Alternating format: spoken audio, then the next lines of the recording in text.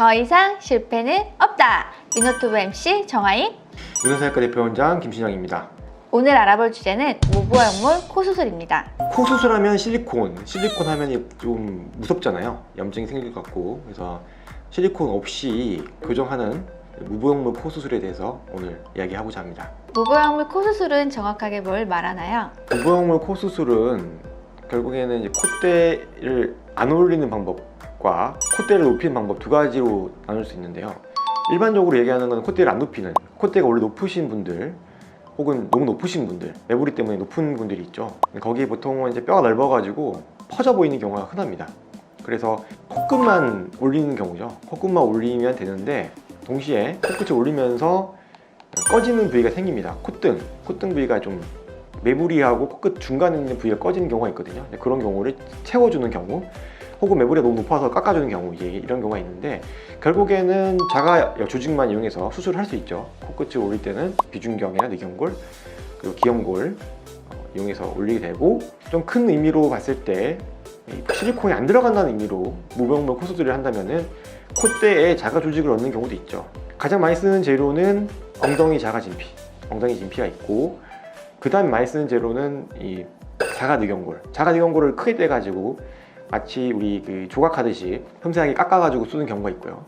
혹은 이제 다른 연고를 쓴다고 하면은 척두근막이라는 게 있습니다. 척두근막, 우리 그 두피 안에 있는 근막인데 그걸 떼서 기형골이든 비중경이든 자가 뇌경골이든 채소 다져가지고 얇게 만들어서 그거를 척두근막에 싸가지고 콧대에 올리는 경우도 있거든요. 네, 이런 경우는 좀 수술 자체가 좀 커지긴 하는데 자가 조직이라는 장점이 있습니다. 실리콘에 대해서 거부감을 느끼시는 분들이 많이 선택을 하는데, 저는 콧대에다가 뭐 다른 조직을 얻는 거에 대해서는 좀 부정적이거든요.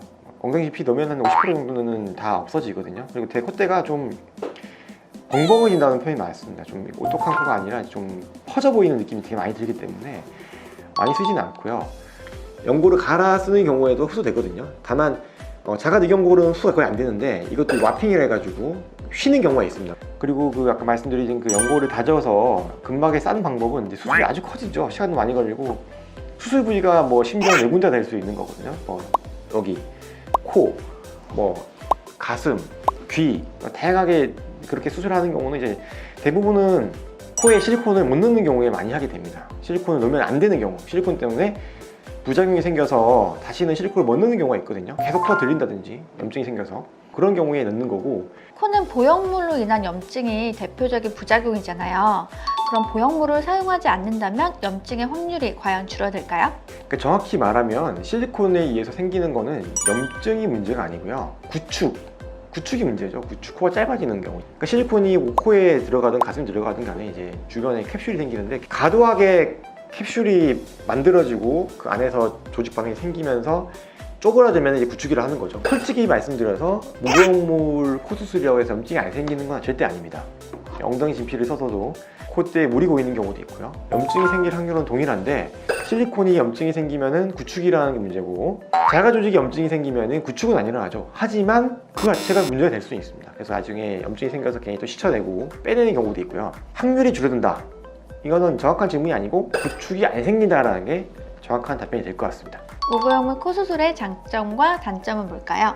무보형 코 수술의 장점은 콧대를 높일 필요가 없으니까 코끝만 수술해도 모양을 이쁘게 만들 수 있다는 장점과 실리콘이 안 들어가기 때문에 추후에 구축이 안 생긴다는 장점이 있겠죠. 단점은 콧대가 좀 매끈하게 만들기 힘들다는 거. 실리콘은 상당히 매끈하게 나오죠, 라인이. 근데 아무래도 실리콘이 안 들어가면 안에 이제 숨어 있는 그런 지형, 코의 굴곡 같은 것이 약간은 보일 수 있기 때문에 그런 면이 단점이라고 할 수 있습니다. 그런데 고객님이 반드시 무보형물 수술을 고집하신다면 어떡하죠?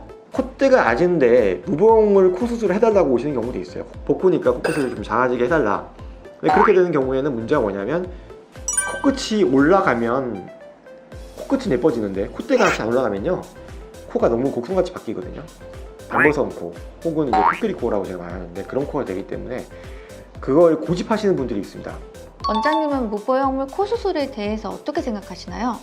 그러니까 좋은 적응증을 가지고 콧대가 높아서 콧대를 높일 필요 없는 경우에 하시면 상당히 좋은 방법이 되겠죠. 코끝만 수술하면 되니까 이런 경우는 이제 문제가 없죠.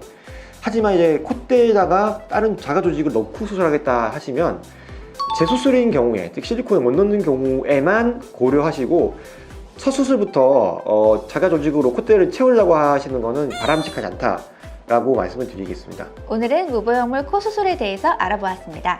저희는 다음에 더 유익한 성형 정보로 돌아올게요.